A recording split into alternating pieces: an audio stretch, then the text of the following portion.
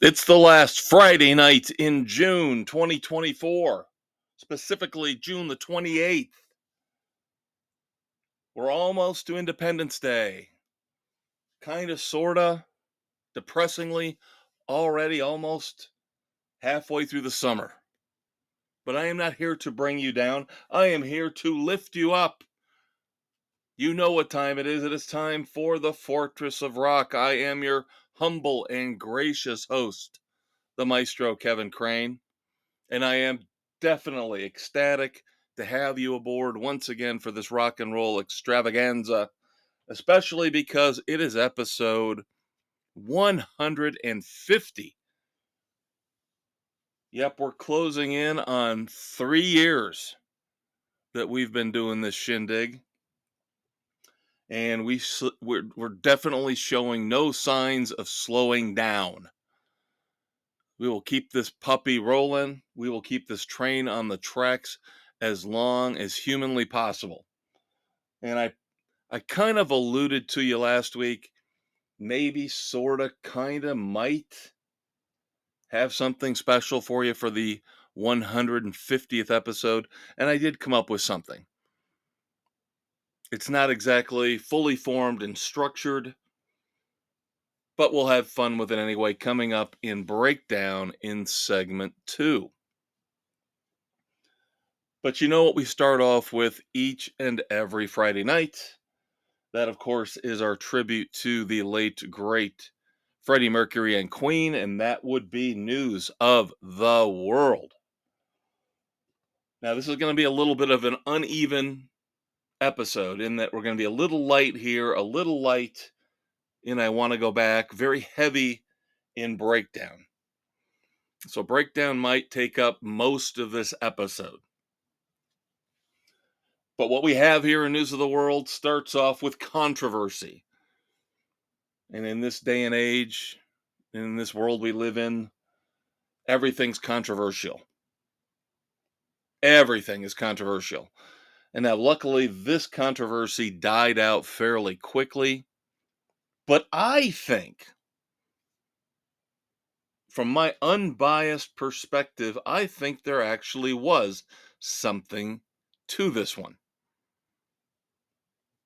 And I am talking about, of course, Dave Grohl of the Foo Fighters. Happened to be overseas touring at the same time as one Taylor Swift. And I believe they were playing on the exact same night. And I will paraphrase here. I'm not going to give you the full exact quote, but you'll get the idea. You'll get the gist if you haven't heard about this already. Basically, Dave Grohl, and he is such a funny, charismatic frontman. And even if he did kind of sort of mean this, I back him 110% because it's a conspiracy that I have always believed in when it comes to male or female singers who dance around and have big production numbers like a Madonna or a Britney Spears or a Justin Timberlake. Dave Grohl, since he was playing over in Europe, same night as Taylor Swift, he, of course, referenced the fact that, yes, they were playing on the same night and didn't want to upset the Swifties, basically saying you don't want to upset her, you don't want to upset her fans, and then went on to ask the crowd, do you really want to hear some true live rock and roll? Because I don't know if you're getting that at the other show. Again, I'm paraphrasing. But he implied that maybe not every little bit, every portion of Taylor Swift's shows, and I know she puts on an unbelievable show by all accounts. She's like the Bruce Springsteen of pop, 3-hour shows. If you go in maybe not expecting everything to be live, and you're just going for the sets and the dancing, then what does it matter, right? What does it matter to you? I mean, it matters to diehard music fans like me, and I think it matters to Dave Grohl a lot. But of course, just like he predicted, the Swifties got all mad for a little bit, a short period of time. They got all mad at Dave Grohl for how dare he imply that Taylor Swift doesn't sing every song and every note of every song in her shows. Yeah, he might not. He might know something that the rest of us don't. I would think that Dave Grohl's got a lot of insider knowledge when it comes to how the music biz and live music works. I'm sure he's heard rumblings and rumors. They've crossed paths many times, of course, being two of the biggest music acts in the world. I'm just saying, him dropping that little dig where everybody quickly dismissed it and said, "Oh, he didn't mean that. That was not what he." I think that's what he meant. That's why I'm going to go with the other side. I'm not going to go with the whole, "Oh, he didn't mean that. Oh, she sings everything live." I'm going to go on the conspiracy side and say that number one, he meant to say that as a little bit of a dig. And again, I'm referring not just to Taylor Swift, but referring to all these other dance performers slash singers. They've been caught before not singing. Okay? Don't let Madonna or Britney Spears tell you otherwise. Plenty of times they have been caught lip syncing on stage. So I guess I'm trying to make a mountain out of a molehill, and that's fine. Sometimes I like to do that, like Dave Grohl. I like to tweak things a little bit, get some people upset, make things a little more interesting. But it died out. It's gone. It's yesterday's news. So there you go. Everybody goes back to bowing down and supplicating before the goddess Taylor Swift. So go ahead. Oh, boy. New music, which I've kind of been neglectful on in this respect for this particular artist.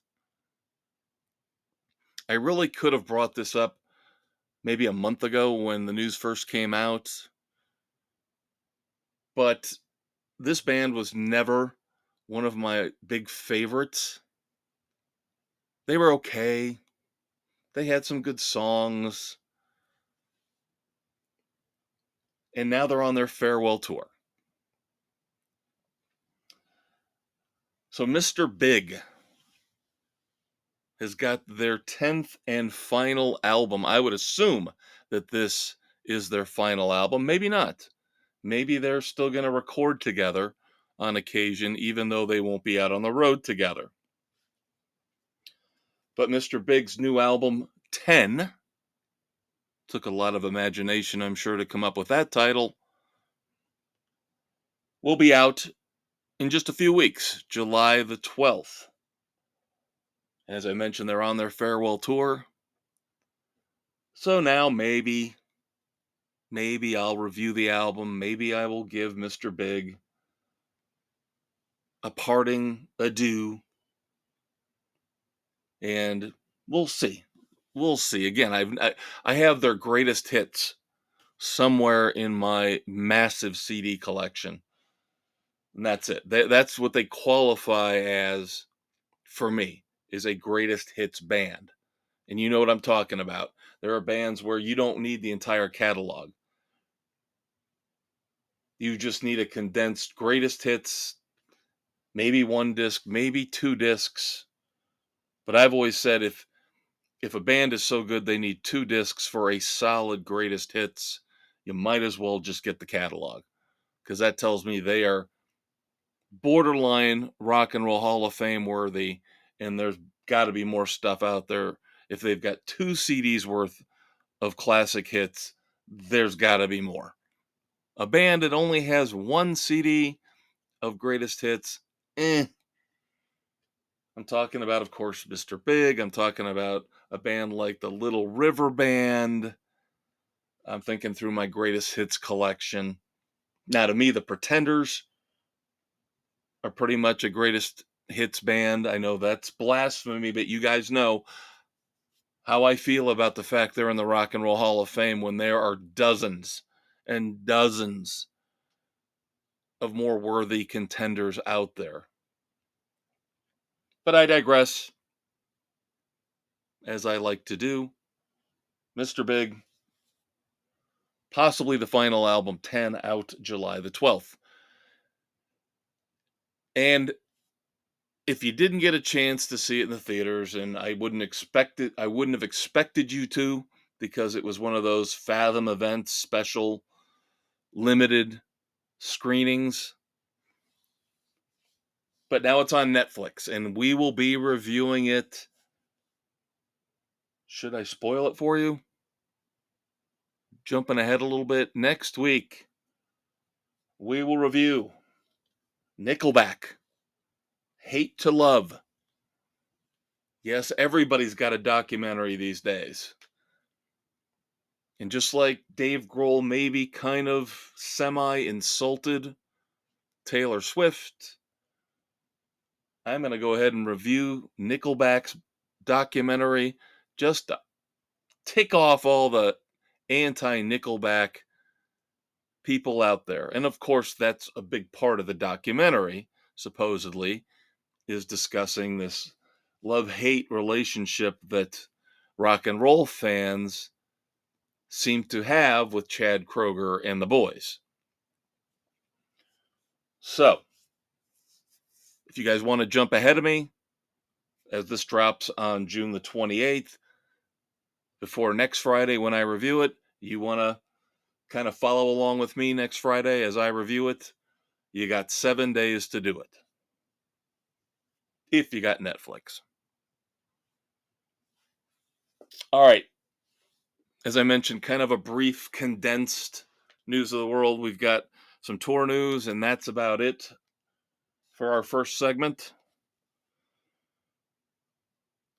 We've got health issues, and I hate to have to bring this stuff up. It seems like it pops up every month or two. Obviously, it was much worse when we started out on the Fortress of Rock, when there were still lingering COVID issues out there. Willie Nelson, health issues. I have not seen a follow-up, so right now their undisclosed health issues forced the cancellation of just his appearance at the Outlaw Music Festival, June the 21st through June the 23rd. As I mentioned, I have not seen follow-up. I'm assuming he is good to go and back out on the road, or getting ready to get back out on the road. If there's an update, I will let you know. Otherwise, the old cliche, no news is good news. If you don't hear back from me in news of the world, that means he's all right. He's back out on the road, smoking pot. I mean, playing the music that you all know and love. Now, this band, number one, wrapping up the illness portion of our tour news. This guy is not one of my favorites. I mean, Willie Nelson's not really one of my favorites, but Neil Young and Crazy Horse. Again, illness, an undisclosed illness within the band, supposedly multiple members. Nobody wants to use the C word. Who knows? But an illness among the band members. This one's a lot more severe, it sounds like, than what Willie Nelson's going through. Because This illness within Neil Young and his band Crazy Horse has forced the cancellation of basically the rest of his Love Earth tour. Now, it was not a huge, extensive tour, 7 Canadian dates, 3 US shows, and very vague. The stories, the press releases I've seen about this, very vague in terms of, are they canceled? Are they postponed? There's no information. And God help me, I even went to Neil Young's website. Never thought I would ever do that, but I wanted to do my best due diligence for you guys. And there is no mention of refunds, which would be really low and underhanded because there have been no makeup dates scheduled. A very vague statement about, we want to come back out for you at some point and get these shows up and running, but for now, it's not possible. So the shows are off the slate, not rescheduled. I would hope they're offering refunds. I would hope they are. Again, I'm not a big Neil Young fan, and I would hope that he would not be so underhanded, that he would keep people's money with a vague promise that, yeah, we'll get back around to do a show for you at some point, but we'll keep earning interest on your money. These are the kind of things I'm always looking out for. I'm looking out for the fans. I am looking out for the fans.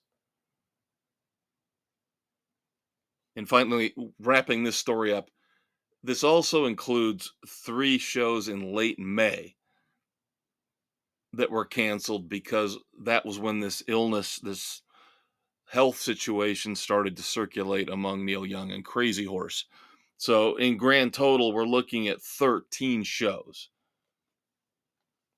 that have been canceled, quote unquote, due to illness. So now we go from a couple performers that I'm not really big fans of. Let's keep that train a rolling. Did you guys ever really get into the band X? You know, they talk about 15 minutes of fame. I think they might have had 2 minutes of fame. Now, the weird thing is, knowing a lot about music like I do, and there's probably a bunch of you out there who will remember these names as well. I do remember the 2 main band members from X. Of course, you've got Exene Cervenka and John Doe. I'd be pretty good at Rock and Roll Jeopardy.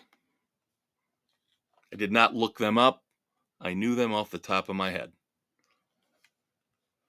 Well, if you are into X, and I was never into X, they will be releasing their final album. Unlike Mr. Big, where maybe it's possibly their final album, this is definitely the final album from X, called Smoke and Fiction. It is out August the 2nd, and they have a farewell tour slated, the first leg. This is going to be another one of those farewell tours that goes on forever. When they're announcing the first leg of their farewell tour, that means it's going to go on for quite a while. July through October of 2024, over 30 dates in the US. So once again, if this is your cup of tea, if you like X, have at it, kids. It sounds like they're going to be somewhere close to you with that many dates. So if it's your cup of tea, check it out. Shocking that the Eagles announced more dates at the Sphere in Las Vegas. Another farewell tour that probably will never end. Now, in this case, I'm down with it because I will discuss this more later, but I would love to have one last chance of seeing them. But in this case, we're just talking about a few more dates at the Sphere in Vegas, 4 more weekends, 8 more shows in November and December. And if you remember way back in March when we first addressed these rumors that the Eagles were going to play the Sphere, these dates now bring us almost exactly to the number of dates, the number of weekends that we originally heard they were going to play. So I don't know why they delayed the announcement of this second group of dates. Maybe, maybe this is a smart move when it comes to shows at the Sphere, giving people a chance to buy tickets after the mad rush for the first run is done, the first set of dates for the residency. All the rich and the pampered go out there and get their tickets for the first run, and then, trying to be fair, they set up more dates, giving some other fans a chance to go see them. That's all I can think. That's what I'm hoping, at least. I'm hoping there are altruistic motives behind this. Although with Don Henley involved, I doubt it. Peter Frampton, another guy who thought was going on a farewell tour at some point, but now with his pending induction into the Rock and Roll Hall of Fame, he is going out for 9 more U.S. dates in September, calling it the Positively Thankful Tour.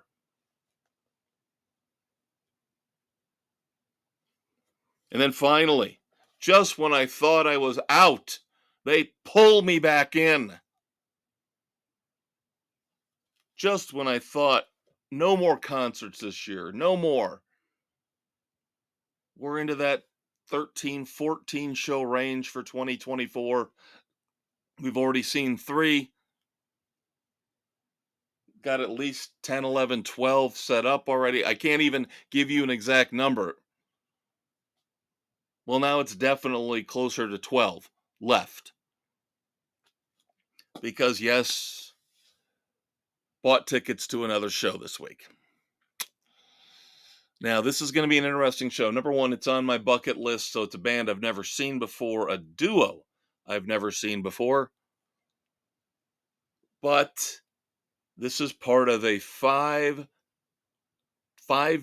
tour supporting Rock the Vote, visiting college towns in the upper Midwest. I believe they're going to the University of Wisconsin, they're going to the University of Indiana, they're going to Ohio State and Penn State, and then the fifth stop, for some bizarre reason, with those big, massive schools, all, of course, Big Ten schools, the fifth and final date on the tour is in Kalamazoo, Michigan, which works out great for me.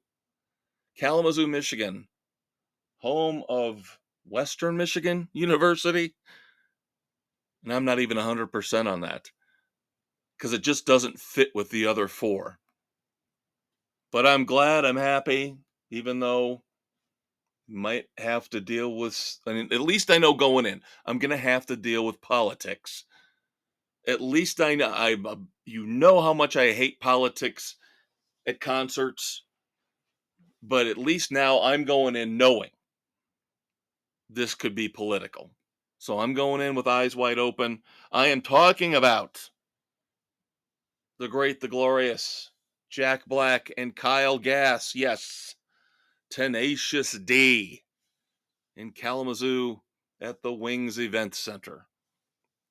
So there's another review for you. Concert review coming up. This one will probably drop in early November. Possibly maybe the final concert of the year. I keep saying that. I hate to move where I live in the upper Midwest. I hate to start moving into November, December, and January and February because of the weather. I hate to plan events, especially involving a lot of travel, driving around for an hour and a half, 2 hours.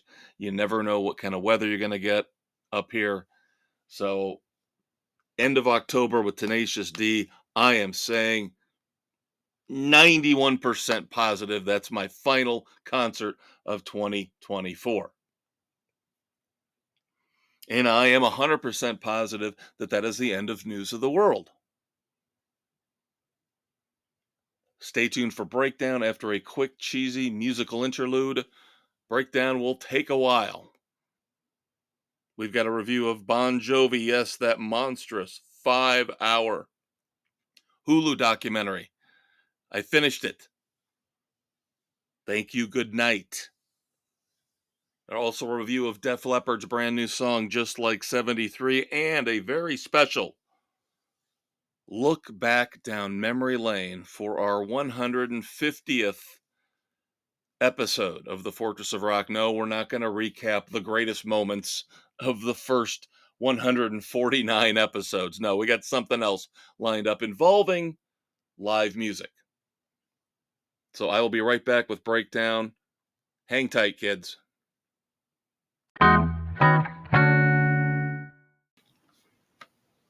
All right, everybody, welcome back to the Fortress of Rock, episode 150 here on June the 28th, 2024. I am the Maestro, Kevin Crane. You are who you are.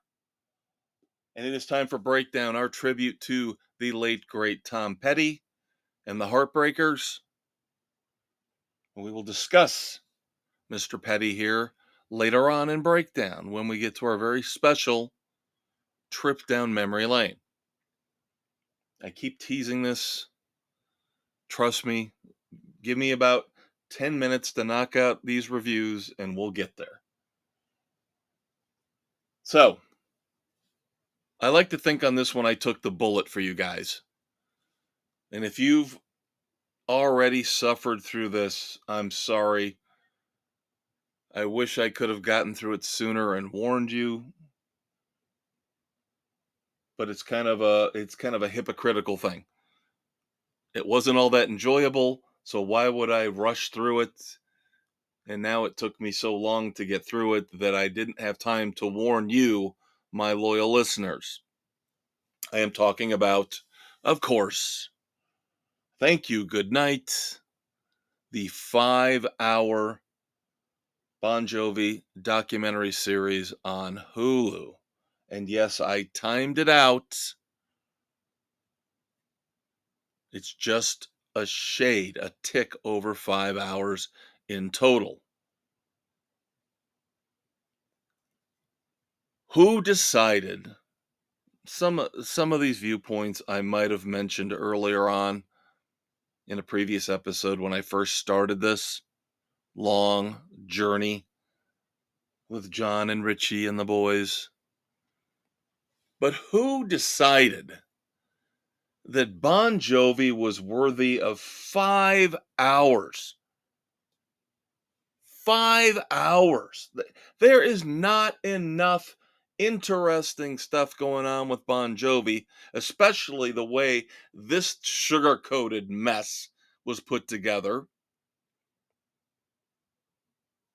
The Beach Boys, I know I told you this, the Beach Boys get 2 hours.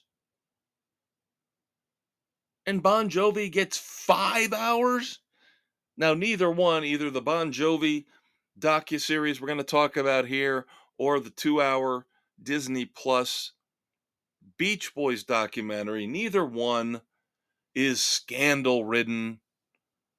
Not a lot of dirt, and that's fine, but could we make it interesting? Now, the Beach Boys, probably its strength was the fact that they limited everything, and it came in at 2 hours, so it was fairly briskly paced. You did have a couple moments where things got a little dark, especially with the connection to Charles Manson.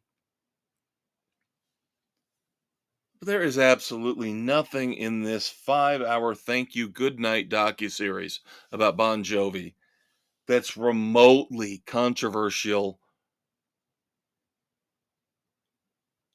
I have a hard time with John Bon Jovi, and I am trying to set my prejudices aside.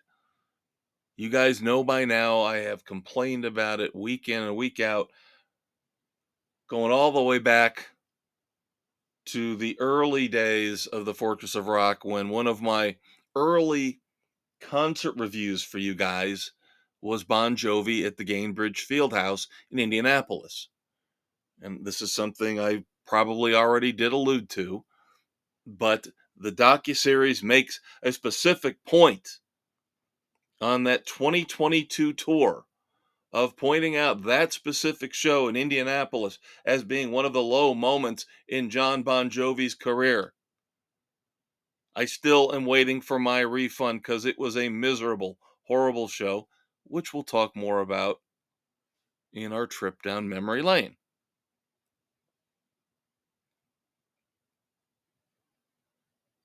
This is all about John Bon Jovi and how wonderful John Bon Jovi is and what a hard-working guy he is, and he doesn't let anybody down, only the other people around him. Richie Sambora, Alec John Such, they let him down. John, squeaky clean,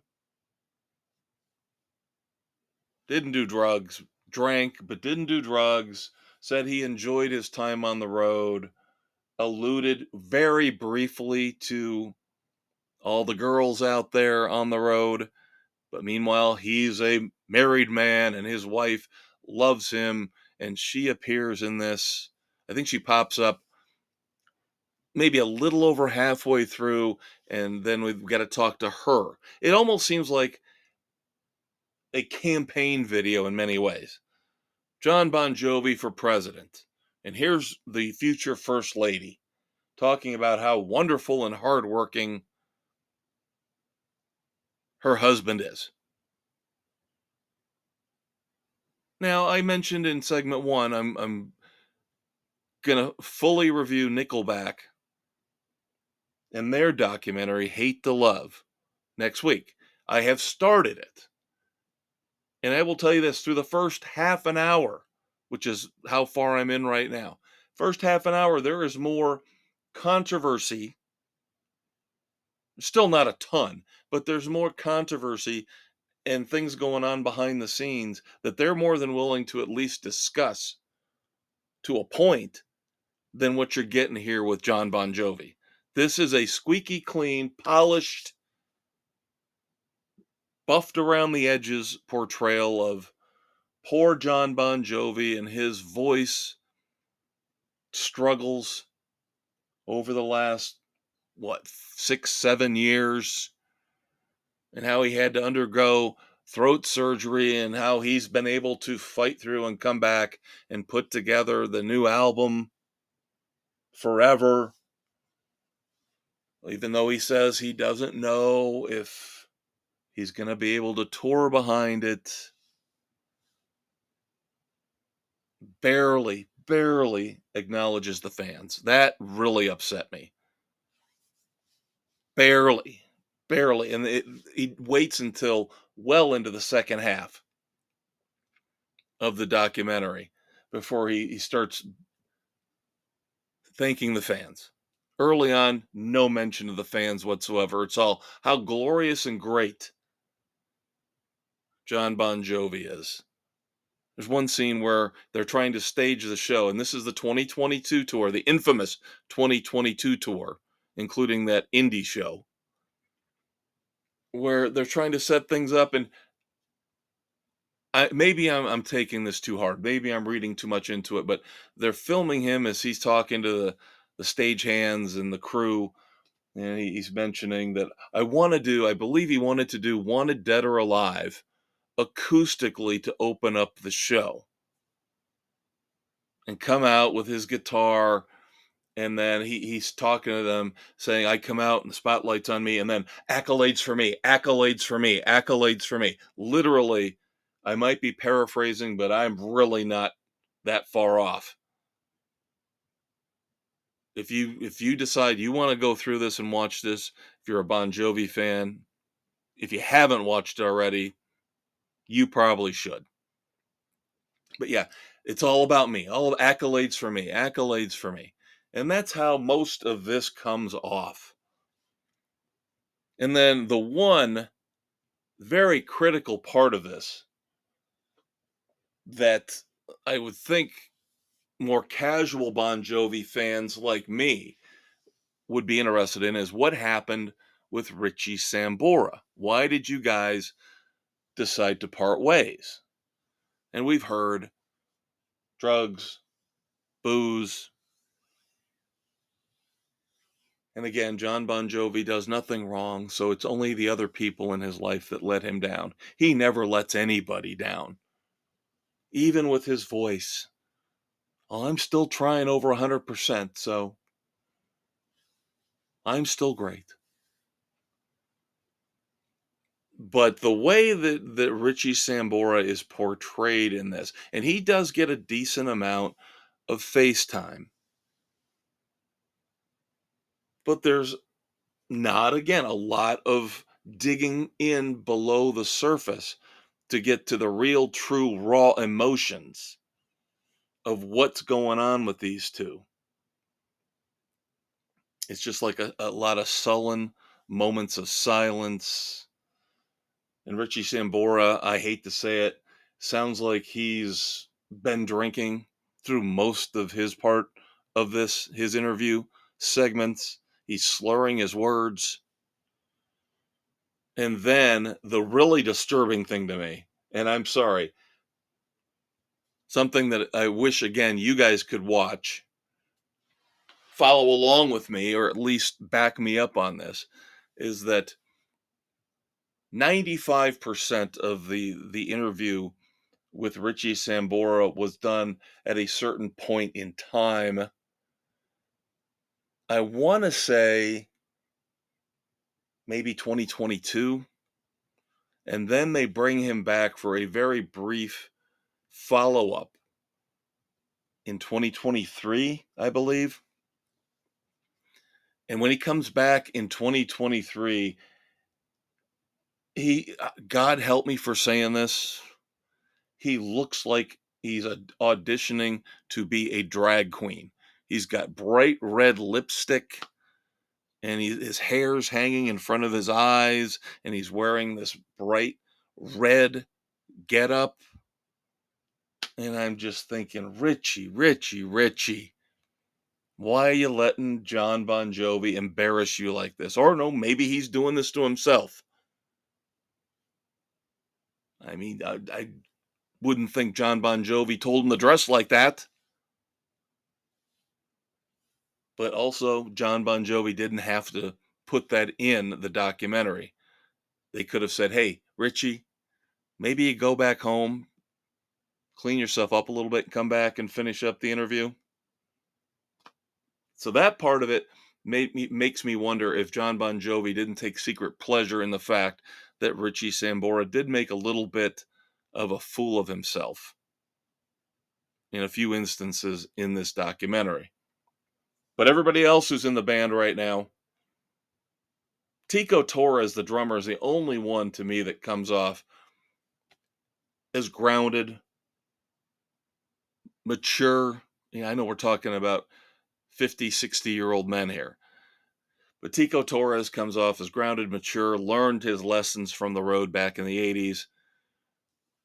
Doesn't sound quite as much as a yes man as the rest of the band. All the newer members are like, oh, John Bon Jovi's the best. John Bon Jovi's the greatest. And then the other original member, because of course Richie's out, Richie Sambora's out, Alec John Such has passed away. David Bryan, the keyboard player, his nose couldn't be further up John Bon Jovi's butt if he tried. You want to talk about the ultimate yes man. And then I wanted to just scream at the TV. You're 60 years old, dude. Stop with the peroxided, bright yellow curls cascading around your face.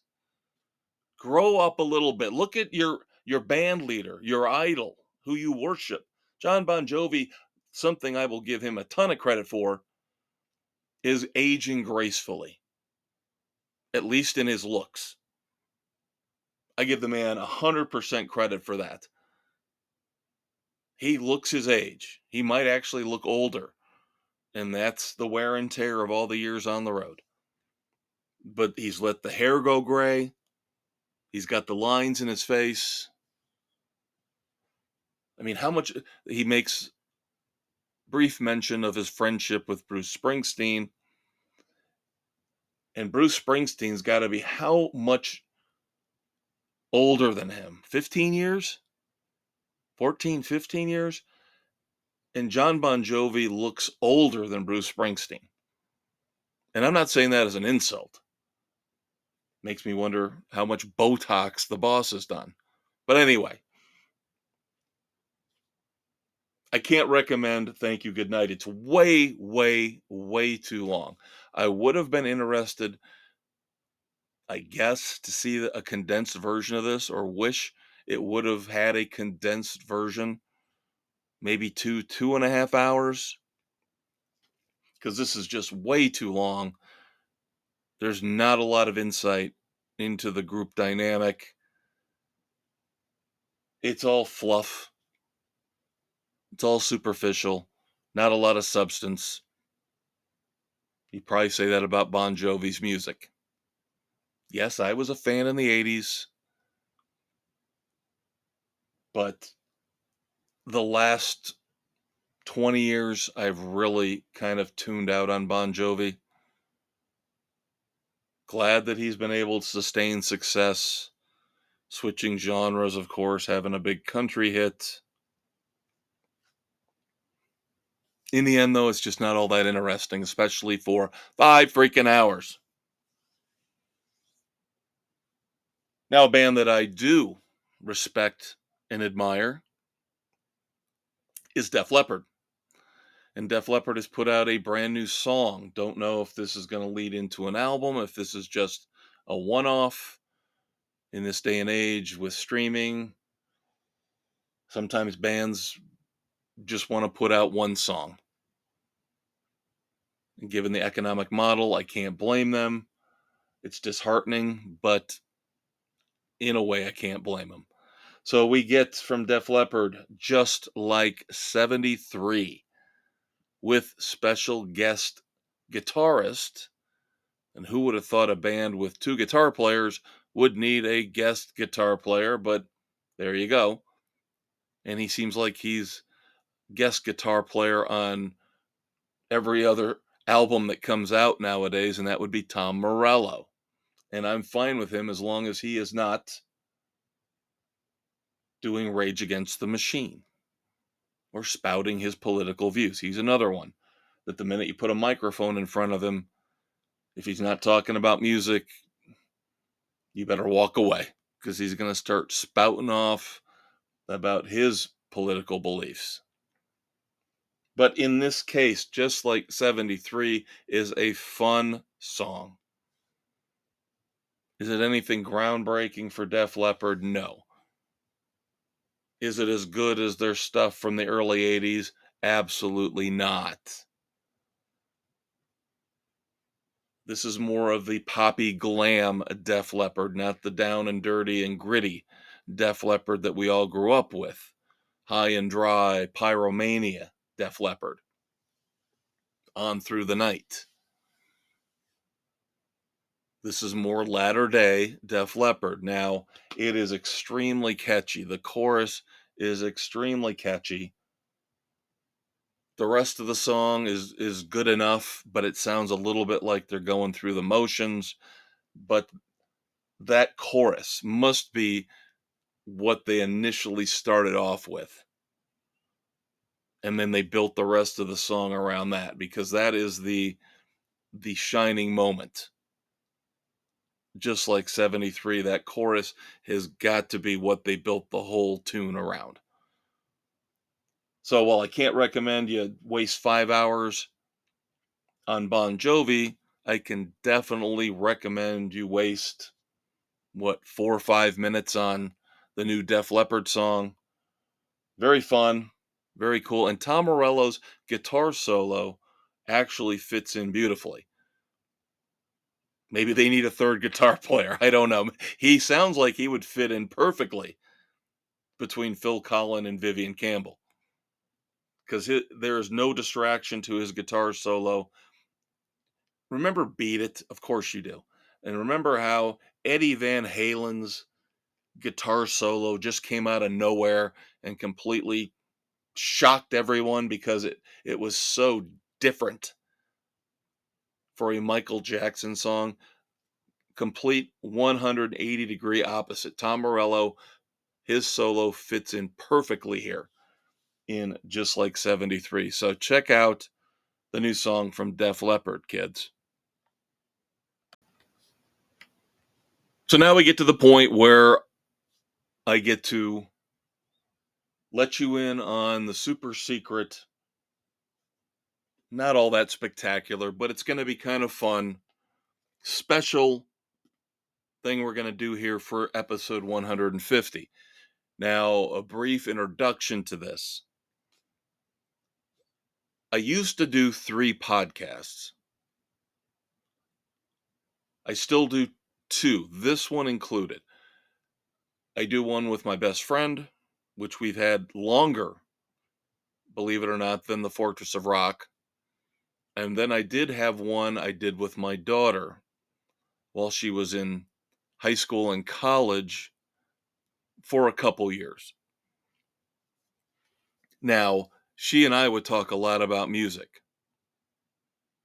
And I think we did this kind of, sort of, on that podcast.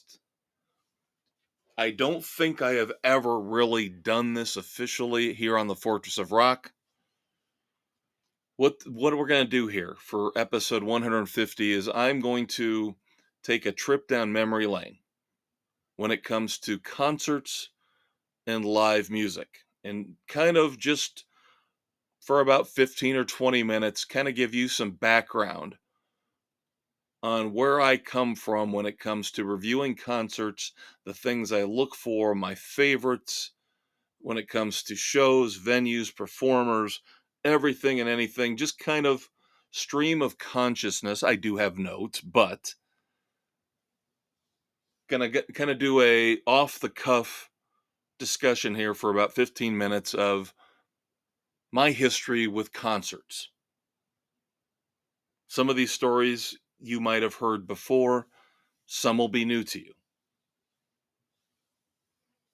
So let's start off with a general overview. Now, I have been going to concerts.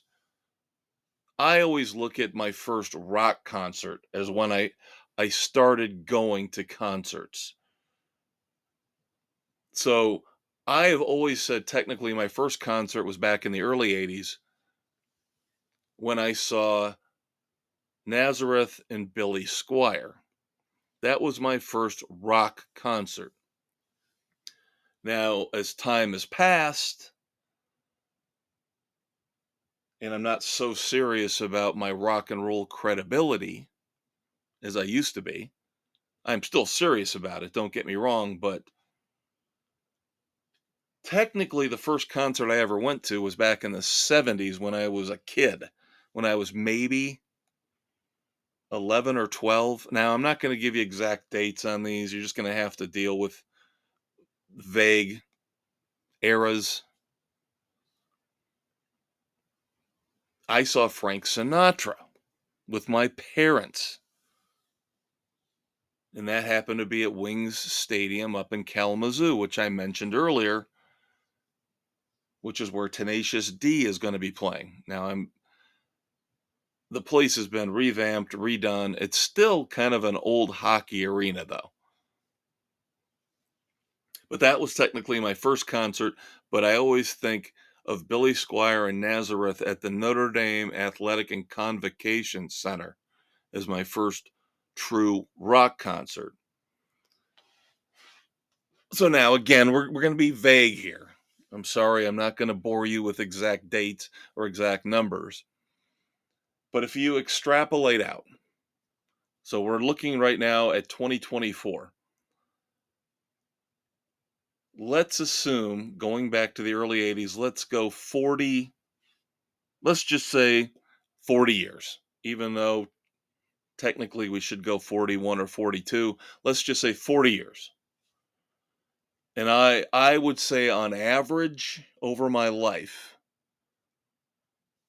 I initially wanted to say 10 concerts a year on average, but there were some lean years, especially when my daughter was born, obviously didn't have time to really go out and see much more than one or two shows a year during those years.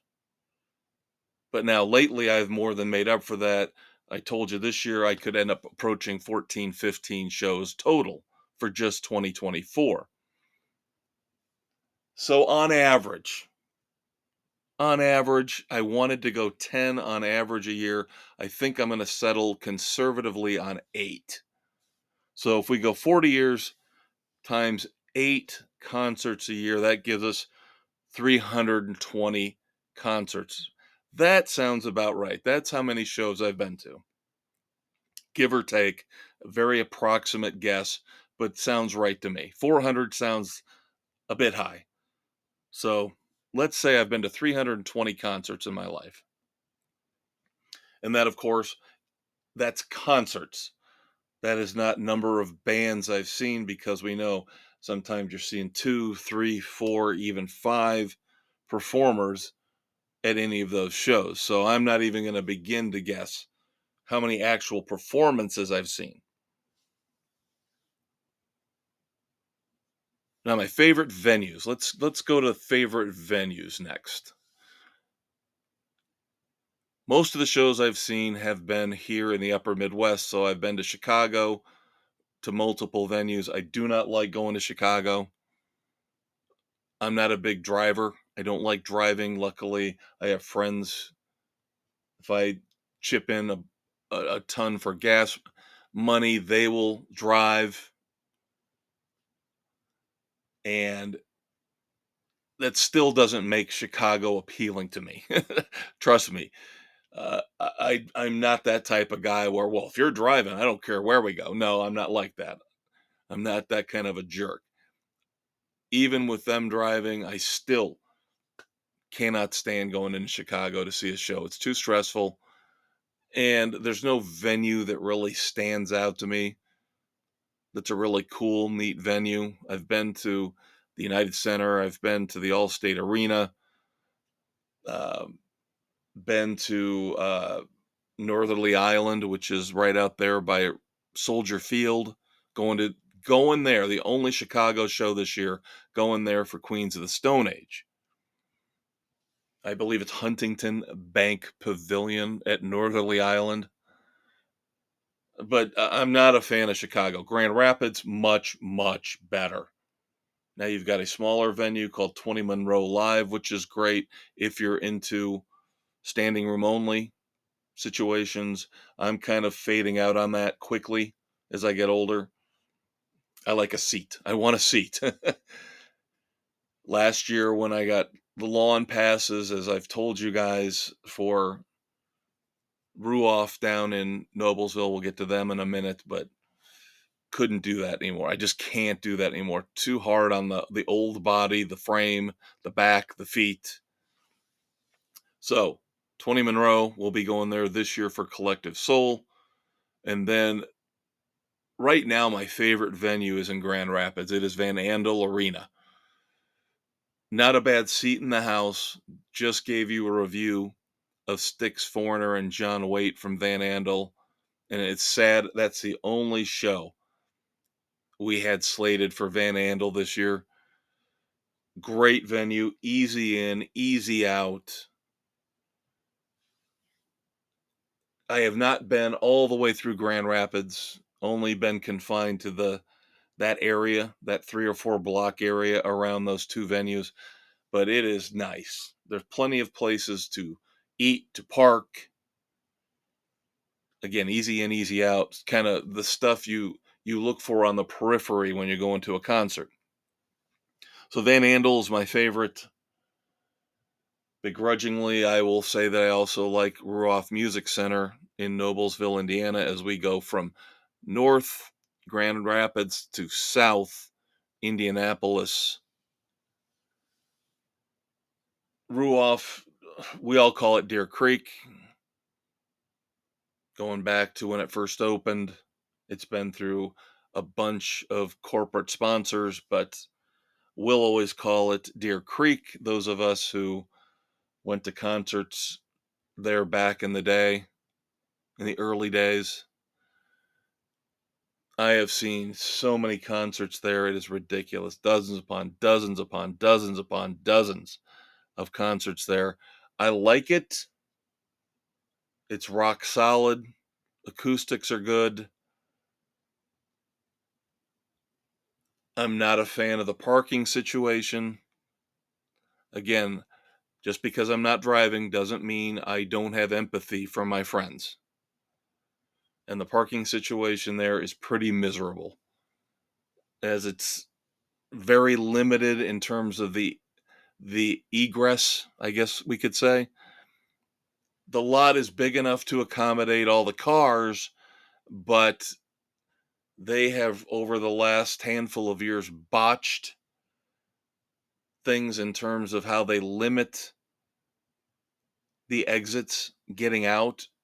So you might as well just enjoy yourself, take your time, take a leisurely stroll back to your car, because there's no point in racing back to your car. You ain't getting out for 30 to 45 minutes, bare minimum. And that's the one big downer when it comes to the Ruoff Music Center. Otherwise, enjoyable, very enjoyable. I've already given you the sob story about lawn seats. Other venues in and around Indianapolis that I've been to, um, obviously, I've been to Lucas Oil. We'll talk more about that in a minute for a couple shows. Been to the Gainbridge Fieldhouse for a handful of shows, the Old Market Square Arena. Recently, a few years ago, went to the Hi-Fi, a small club slash venue south of downtown. Very intimate. Very intimate, and kind of in a sketchy part of town. Um, don't know if I would go back unless it was absolutely somebody I could not live without seeing. There were a couple cool restaurants and bars around there, though. Um, and then, of course, they have rebuilt. There is a outdoor amphitheater near the zoo, kind of on the western side of downtown, and the name is escaping me right now. Been there a few times. The cool thing about that venue is that there are seats, but there is a lawn section. But the lawn section, they actually supply you with lawn chairs. Ruoff, you have to hopefully pay ahead of time. Love that scam. Pay ahead of time to get a lawn chair, and then maybe, possibly, if you show up without a reserved lawn chair, they might have a few left over that you can rent for the night. Along with the parking, another thing I don't like about the Ruoff Music Center. But we're going to see Pat Benatar at this newly remodeled, reconfigured outdoor amphitheater just to the east of the Indianapolis Zoo. And again, I'm sorry, the name escapes me. It's one of those corporate names, of course. I think it's the Everwise Amphitheater at White River Park. I'm pretty sure that's it. But it used to be I saw Sammy Hagar there with Night Ranger, and it was all open air. And now they have put a shell over the fixed seats, so it's much nicer. A very, very cool venue. Wouldn't say it's one of my favorites, but it's definitely in the top half. And then one that's shut down. Let's talk about the Star Plaza, the old Star Plaza in Maryville, Indiana. Again, saw a few shows there. I like the mid-size amphitheater. You've got the Honeywell Center in Wabash, Indiana, similar to what you get with what you got with the Star Plaza. You have the Morris Civic in South Bend, Indiana. You have the Lerner Theater in Elkhart, Indiana. All similar in terms of how they're set up. Those are the best shows for me. You keep the crowd down to 4 or 5,000, maybe even 3,000 people. And it's a more intimate feel, but you still connect with the crowd. The performer still gets enough energy from a sizable crowd to get some feedback. So I do miss the Star Plaza in Maryville. And those other ones I mentioned would be great if they actually had more rock and roll shows, but they don't. Maybe the Honeywell Center in Wabash has more than the rest, but that's still not an overwhelming number compared to the huge outdoor amphitheaters or a place like Van Andel Arena. And then the final destination here, real quick, is Fort Wayne, Indiana, to the east. Um, the Allen County Memorial Coliseum, I do not like it at all. Do not like it at all. Um, Hard to find a good seat unless you want to spend money. And the parking situation is iffy. The traffic situation is an absolute nightmare. Talking about Ruoff, where we say it's very hard to get out, it's very hard to get in to the Allen County War Memorial Coliseum. Now, they also have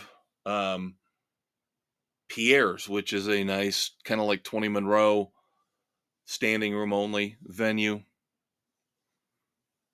Haven't been there in a while. They have seemed to cool off in terms of scheduling uh, some bigger shows or some shows featuring bands from the 80s and 90s, which they were doing for quite a while a few years ago. Uh, we were going there 2-3 times a year minimum. Now I haven't been there in probably a year and a half, I would say. So let's move on. I know I'm forgetting some venues, but favorite shows of all time. I'm not going to get into a ton of detail about this because for me, the memory of a show is always tricky. Now, I would say 90%, 90 to 95% of the shows I have seen have been good to great to fantastic. I very rarely go to a show and leave saying that was awful. That was terrible. That was not worth my time. That was not worth my money.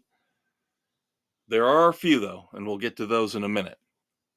But let's start off with some of the best, just off the top of my head. One of the earliest shows I ever saw, again, most of the shows I saw when I was growing up were at Notre Dame, at the Athletic and Convocation Center. And I remember sitting very, very close to the speakers and the stage for Red Rider and REO Speedwagon. And I remember that show just being phenomenal. Red Rider was one of the best opening acts I've ever seen. REO was at the top of their game, and being that close to the speakers when they played Riding the Storm Out was just incredible. Now, it's been a while, but seeing the Foo Fighters in a more, I don't want to say intimate venue, but now that they're playing these huge 15, 20,000 seat venues, outdoor amphitheaters, um, seeing them in a more, again, I don't want to say intimate setting, but an indoor arena for them seems like it's a more intimate setting. And luckily, my friend and I were able to see them perform. I believe it was at Market Square Arena in Indianapolis. It was not at the Gainbridge Fieldhouse. And it was phenomenal. It was a great, great show. We had pretty good seats in the back, but in the lower bowl. And they ended up coming out. An acoustic stage dropped down at the back, right by us, at the back of the floor. And they came out and played a couple songs on this acoustic stage. And Dave Grohl, again, very funny guy. I won't use the exact words he used because we always try to keep things clean here on the Fortress of Rock, but he kind of looked at all of us and said, "And you guys thought you didn't have good seats, huh?" And then dropped the MFer. Very great, just great, great show. Very fun show. Um, Now, we all have recency bias, which means we tend to remember more about shows we've seen recently. So, for these last two, I'm going to talk about, and again, this is not the be all end all list for me. I'm sure I'm forgetting some phenomenal shows. ELO. Now I know they're on their farewell tour.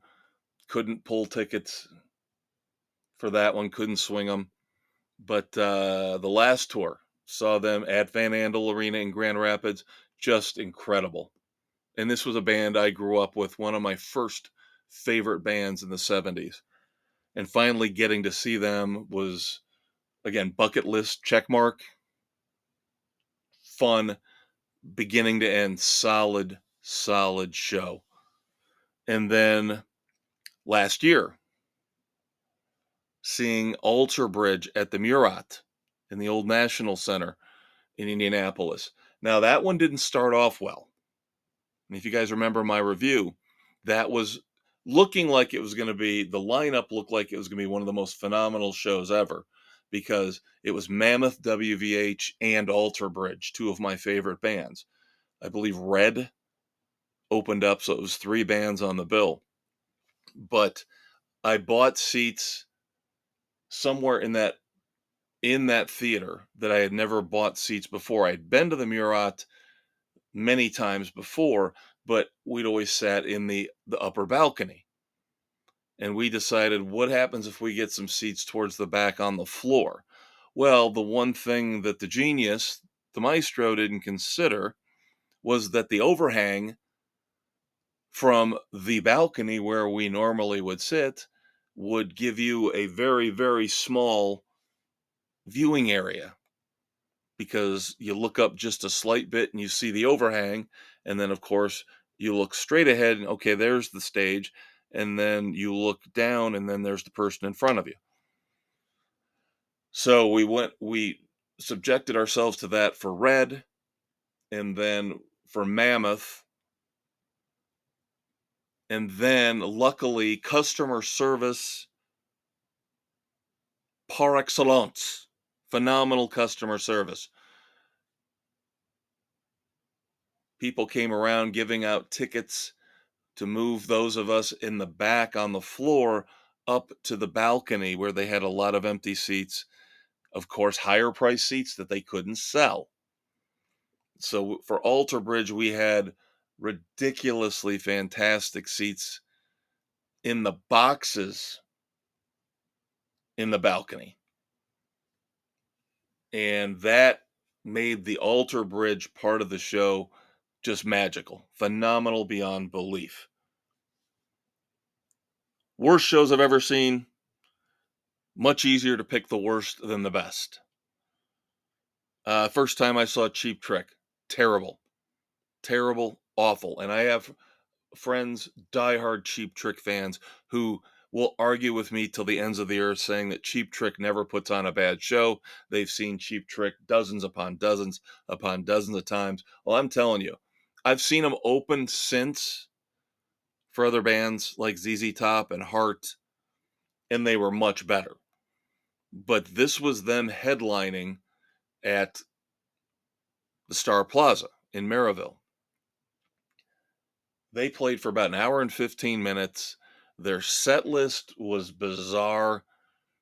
They had maybe half the set were recognizable hit songs.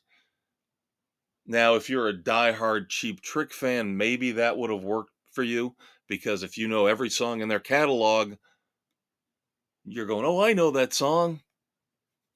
Whereas more casual fans like me go, "Nope, doesn't do it for me. Sorry." So that was a bad one.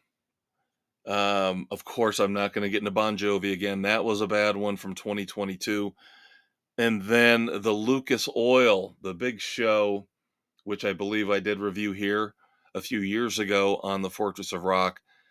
Bad sound, terrible sound for the big rock and roll extravaganza that featured Joan Jett and Poison, Def Leppard, and Motley Crue. Only Def Leppard came out of that smelling like a rose.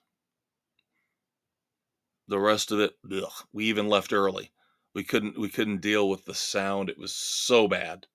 So bad. And you get into a massive arena like that normally hosts an NFL team that, 60, 70,000 seat capacity, cavernous. Not the acoustics were not made for rock and roll. Sorry. Most dependable bands that I've seen the most, obviously. If I've seen them the most, I must like them, and they must always put on a good show. Night Ranger, Def Leppard, Collective Soul, Roger Clyne and the Peacemakers, and Jackal. And this year, coming up, I'm seeing all of those except for Def Leppard. The other four on the slate coming up within the next 4 months. And finally, and I told you breakdown was going to go a little long, and I'm not going to drag this out much longer, but again, just wanted to give you an insight into my concert mind. Highlights of my concert going experience. Best feeling is getting to go see a band that you thought you would never get to go see. It took forever. You didn't get to necessarily see them in their heyday. But I did, after waiting years and years and years, decades even, finally got to see Kiss, the original lineup, reunited. That was a big moment for me. Finally getting to see Van Halen with David Lee Roth was a big moment for me. Now that also ties back into my final little point here before we move on to the rock and roll DeLorean and go back in time. Again, just like we're doing now, but in a different way. Regrets, concert regrets, the final thing I want to discuss. And hopefully you will never have any concert regrets. If you want to go see somebody, I'm telling you, pull the trigger, buy the tickets, and do it. Don't be like me. As many concerts as I've seen, over 300 concerts, I still have regrets. I still did not get to go see Tom Petty and the Heartbreakers, and that one hurts the most because we could have gone to see him, and I had a friend who was a little bit rich and a little bit uppity who was going to come in from Chicago to go with us, but he didn't want to sit on the lawn. And Tom Petty was, at that time, the height of his popularity. Now, it was only a year or two before he died, is why it really sucks looking back at it. But we couldn't get regular seats, so he said, nope, we're not going. We decided not to go. We should have just bought the lawn seats for us, my friends and I, and just forgot him completely, him and his wife, but we didn't. We just bailed. And of course, as I said, Year or two later, Tom Petty's dead, and I never got to see him. Never got to see Van Halen's classic lineup all together. I remember begging my parents to let me go see them when they were at the Notre Dame ACC on the Fair Warning Tour. The last time they were allowed in the building before David Lee Roth left. I remember the ad in the newspaper advertising for the show, and they would not take me. And I did not have a driver's license yet. I wasn't old enough. And then finally, the most recent regret, not going to see the Eagles, even though it would have been ridiculously expensive. Should have pulled the trigger and just spent the money to see the Eagles once live in concert. I've never seen Elton John. I've never seen Neil Diamond. There are plenty of regrets. So do not repeat my mistakes, kids. If you want to go see that show, go see that show now. Don't wait for another tour, because there may not be another tour. All right, another cheesy, quick musical interlude. Doc Brown and I are going to go back in time in the Rock and Roll DeLorean. We'll be back in just a few seconds. All right, I am in the Rock and Roll DeLorean with Doc Brown. We're heading out into the rock and roll time stream as Doc Brown gets this sucker up to 1.21 gigawatts for a brief jaunt into the rock and roll time stream. Of course, segment 3 here on June the 28th, 2024. And each and every Friday is I Want to Go Back, our tribute to the late, great Eddie Money. Going to take care of some business here fairly quickly, and then we will do a compressed I Want to Go Back. Just not a lot going on in the world of music in terms of history on June the 28th. Plus, as I mentioned at the beginning, trying to save some time in segment 1, segment 3, so I could do that longer breakdown, trying to keep the podcast episodes right around 90 minutes for you kids. So, speaking of podcast episodes, you're listening to us somewhere right now, this particular episode 150, but you have options, you have choices. You can listen to the Fortress of Rock anytime you want on Spotify, Pocket Casts, Apple, iHeartRadio, Overcast, Amazon Music, Castbox, and Audible. Don't forget to check out the Facebook page where we do some fun stuff every weekend. In addition to having links to every podcast episode,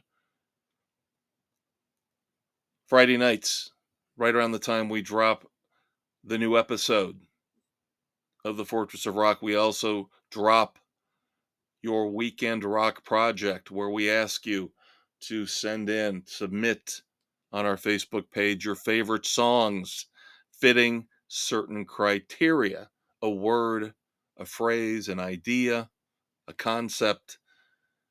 Since we had a impactful presidential debate last night on June the 27th, I figured let's go for your favorite rock songs that feature the word talk or the word speak, or talking or speaking, not going to be that picky, in the title. Now, only those words, talk, speak, in their variations. I don't want screaming, I don't want shouting, I don't want whispering. Just talking, speaking. And then Sunday, of course, is New Music Sunday. Every Sunday afternoon, I will drop a new video, a link to a new video, a music video from YouTube featuring a brand new song. Don't know what we're going to do yet for this Sunday. Last Sunday was Mr. Big, which kind of got me going on this whole catching up with them and their final album, or their 10th album, maybe their final album. So we'll see who we have got for you this Sunday, the last day of June, on our Facebook page for New Music Sunday. Now, I'm disappointed. I am disappointed. I got teased. I was teased.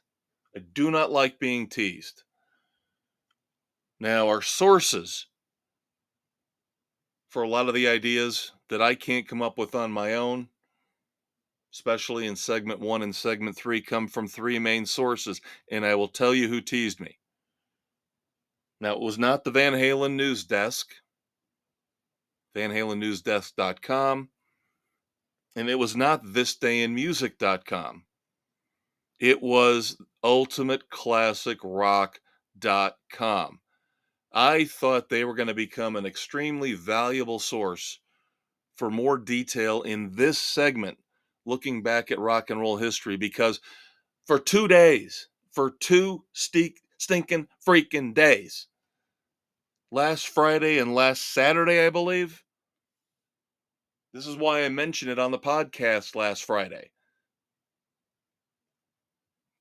They posted for 2 days.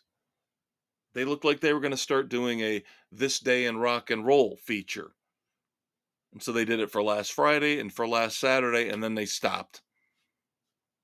Like, oh, they had some really, really good stuff, some really cool anniversaries for those 2 days that they did it. Because thisdayinmusic.com, great, great website, but they tend to cover the entire spectrum of music. They don't focus on hard rock. They will talk about Brit pop, US pop, country music, everything, R&B, funk, all of it. Whereas I thought Ultimate Classic Rock was going to be the source for rock and roll, hard rock, heavy metal anniversaries, and they did it for 2 days. Shame on you for teasing me like that. All right. So, in a few minutes here, we're going to recap anniversaries and birthdays for June the 28th, 2024. This day in music. I want to go back.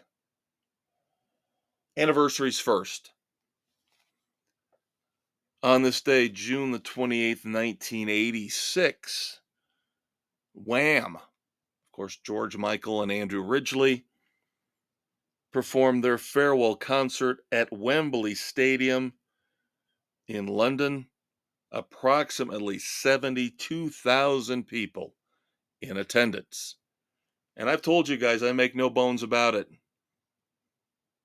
I alluded to it earlier in the podcast. I don't care anymore about rock and roll credibility. I am comfortable in my rock and roll shoes. I know who I am, what I like, what I don't like, and I'm not 20, 19, 18 years old anymore where I've got to look cool and I can't tell people that I really like Duran Duran. Or in this case, I really liked Wham! And then after that, George Michael. I don't care anymore. Good songs, good stuff. On this day, June the 28th, 1980, the number one song in the US was the live version of Coming Up by Paul McCartney. Interesting little side note on this. The single was released, yes, when they released actual physical singles back in 1980. You had an A side and a B side. Originally, the studio version of Coming Up was supposed to be the popular side, the A side. But radio stations liked the live version on the B side more. That ended up getting more traction, more airplay, and ended up being the song that went, the version that went to number one. And finally, for anniversaries, on this day, June the 28th, 1975, the number one album in the US. We just talked about the Eagles and Regrets. Number one US album, One of These Nights by, yes, the Eagles. Birthdays for June the 28th. First up, June the 28th, 1977. Last week, it was Brandon Flowers, the frontman for the Killers. This week, Mark Stormer, the bass player for the Killers, born on this day in 1977. Born on this day, June the 28th in 1961. If you want to rock, this is a band I know nothing about, but I know them by reputation. Founding member, guitarist for Metal Church, Kurt Vanderhoof, born on this day in 1961.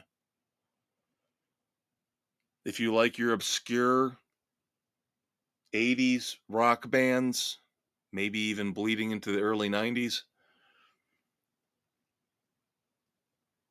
June the 28th, 1952, Alan Pasqua, keyboardist for Giant. I believe they had one big hit. Alan Pasqua was with Giant from 1987 through 1992. And then a double shot here to wrap up. I want to go back for birthdays. Born on this day, June the 28th, 1945, bass player for Procol Harum, David Knight, and also born on this day 2 years earlier, in 1943, the drummer for Procol Harum, Bobby Harrison. So 2 members of Procol Harum born on this day 2 years apart. And of course, Procol Harum had the ridiculously awesome song, which Sammy Hagar in HSAS, criminally underrated album, the only album Hagar, Sean, Aronson, and Shreve put out, did a killer version of this song, Procol Harum's A Whiter Shade of Pale. So that's going to do it for I Want to Go Back. As I mentioned, cut this one a little short. As you could tell, not a ton going on in history in June the 28th. Cut a few minutes off at the beginning with news of the world. Again, not leaving anything out, just could tell we're going to have a little bit of time to play with those segments, not having all the meat on the bone that they normally would. So, we're not done yet. One last quick, cheesy musical interlude, and then we will get to wrap it up. Of course, what we're going to be reviewing over the next month or two, and our tribute to the Billboard music charts, our top album and top songs of the week on the Fortress. Hang out for a few seconds, and I will be right back with you.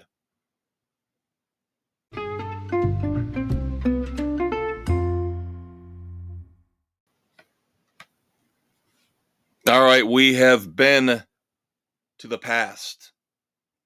We have looked at the present. Now it is time to go into the future as we wrap it up here on the Fortress of Rock on June the 28th, 2024. Of course, wrap it up is our tribute to the fabulous Thunderbirds. Now, as you could tell, based on what I told you last week, I moved Bon Jovi up. Bon Jovi was originally slated for episode 151, but with the Nickelback documentary slipping in there, that will take its place. So next week, July the 5th, we will review Nickelback, Hate to Love, the Nickelback documentary now on Netflix. In 2 weeks, Episode 152. Gonna have to record that one a little bit earlier. It should still drop roughly the same time Friday night that you would normally expect, but I'm gonna have to record it a little bit earlier because that is a concert night. So, episode 152, dropping on July the 12th, will be my review of the PBS series Disco, Soundtrack of a Revolution. I believe the third episode, three-part series, the third episode hits this coming Tuesday, which would be July the 2nd, at least where I am. PBS, of course, very odd in how they schedule things from station to station. Now, along with that, I'm playing around with, I just don't think I'll be able to pull it off. Like I said, I'm going to have to record early for that episode on July the 12th. Probably going to have to scratch this because I don't think I'll be able to listen to it more than once before I have to record. But on that day, July the 12th, is when the new expanded, remastered version of Van Halen's For Unlawful Carnal Knowledge comes out with that live show that I've talked about here recently. The live show that they did, the free live concert that Sammy Hagar promised them that kind of ticked off Eddie Van Halen. So that Dallas live show, which will be included in this expanded edition of For Unlawful Carnal Knowledge, I want to review just that live show because nobody's really ever gotten a chance to listen to it before in terms of a wide release, maybe bootlegs. But now that I look at it, now that I think about the fact that that's a concert night, that one's going to have to get pushed back to some point in the future. So we will have the PBS Disco miniseries review for you. Van Halen will have to go. Believe it or not, I rarely, if ever, say this. Van Halen will have to go on the back burner on that one. Now, I could review it the week after, but as I mentioned, I'm going to have a concert review the following week, episode 153, dropping on July the 19th. Will be my review of Party Gras 2.0, Bret Michaels, Dee Snider, Lou Gramm, and Don Felder. And then along with that, probably, maybe, if I don't do the Van Halen, I will do the new album from Mr. Big, 10, on that show as well. Now, in 4 weeks, episode 154 will feature the brand new album from Deep Purple, Equals One. That, of course, will be dropping on July the 26th. And then after that, concert season really, really, really starts kicking in. You're going to be looking at concert review almost every week. Almost every week in August, September, and October. 5 weeks out. I rarely ever tell you I'm going this far out, but 5 weeks out. Episode 155 on August the 2nd will feature my review live in concert of Pat Benatar and Neil Giraldo. And then 6 weeks out, I don't know if I'm going to end up doing a double concert review. Possible. Definitely possible.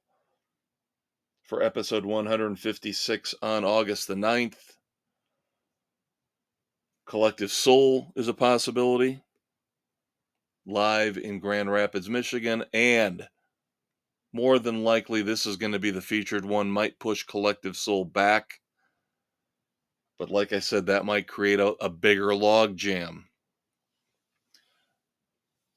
Most likely for that episode will be the big rock and roll extravaganza at the Plymouth, Indiana Speedway featuring Enough's Enough, Jackal, and Night Ranger. We'll have that concert review for you. So a whole lot of stuff coming up, kids. A whole lot. Things never slow down here on the Fortress of Rock.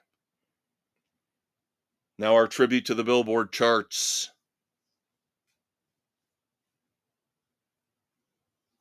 Of course, back when they mattered, back in the 70s and the 80s. And then they messed things up in the early 90s with SoundScan, and they've just gotten worse and worse with streaming. So, our tribute to the old school Billboard charts. Our number one album this week on the Fortress of Rock. I was struggling with this. I listened to a lot of old music this week. Didn't listen to a lot of new music until the very last minute. I did pull out the new Collective Soul album and listen to a good chunk of that. So that will be our number one album for this week on the Fortress of Rock. The new double album from Collective Soul, Here to Eternity. Now, in terms of songs, a lot easier. Even though I was listening to older music, I was able to fit some songs in.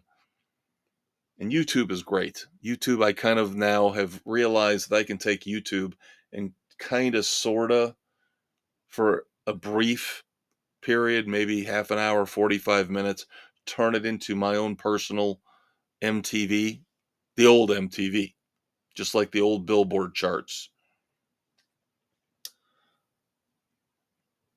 So we just reviewed the new song from Def Leppard, Just Like 73. That is one of our top songs of the week, along with, for the third week in a row, the phenomenal new song from Miles Kennedy. Solo artist extraordinaire, front man for Alter Bridge, front man along with Slash in the Conspirators. The song is Say What You Will. So our number one songs for this week, Just Like 73, and once again, Say What You Will. And then finally, songs that we're going to be looking at. We've mentioned the albums, mentioned the concerts, mentioned the documentaries that we're going to be reviewing over the next month and a half.